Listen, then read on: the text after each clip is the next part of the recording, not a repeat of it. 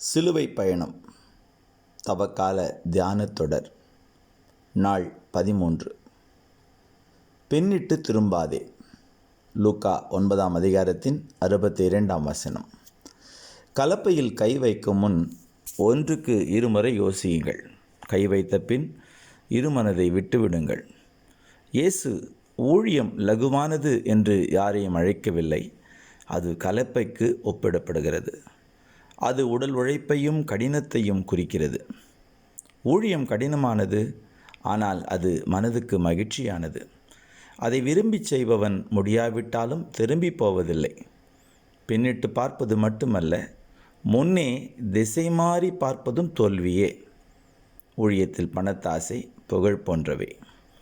ஊழியம் செய்பவர்கள் திருமணத்தில் துணையை முடிந்த அளவுக்கு கவனமாய் தேர்ந்தெடுங்கள்.